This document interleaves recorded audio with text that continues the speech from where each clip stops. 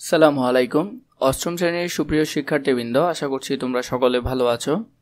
আজকে শুরু করব তোমাদের বাংলা বইয়ের 52 নম্বর পৃষ্ঠা থেকে। পড়ে কি বুঝলাম।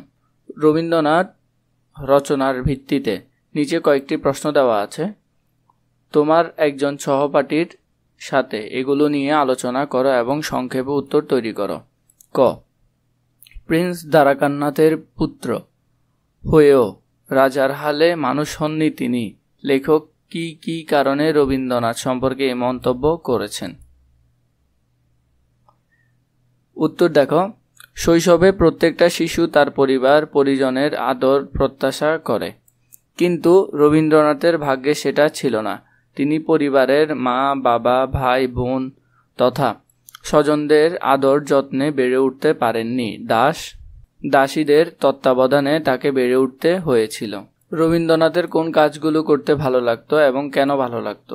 রবীন্দ্রনাথের বিজ্ঞান পড়তে ভালো লাগতো, কারণ বিজ্ঞান পড়তে গেলে অনেক রকম কলকবজা জিনিসপত্র নিয়ে নাড়াচাড়া করতে হয়। এই সব খুঁটিনাটি জিনিসপত্র নিয়ে সময় কাটাতে তার খুবই ভালো লাগতো। এছাড়া রবীন্দ্রনাথের কবিতা পড়তে ও গান গাইতে শুনতে ভালো লাগতো। রবীন্দ্রনাথের রচনায় বেশ কিছু বিষয়ের বিবরণ আছে।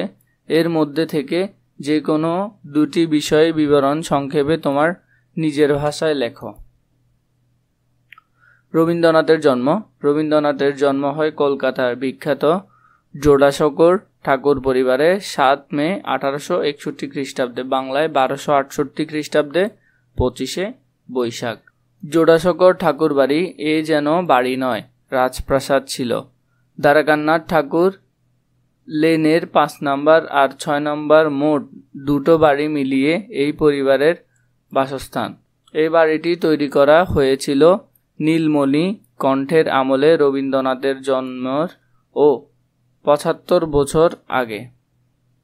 বাড়িতে বহু তলা বিশিষ্ট ও বহু কক্ষে বিভক্ত ছিল। এ যেন এক গোলকধাঁধার মতো ছিল।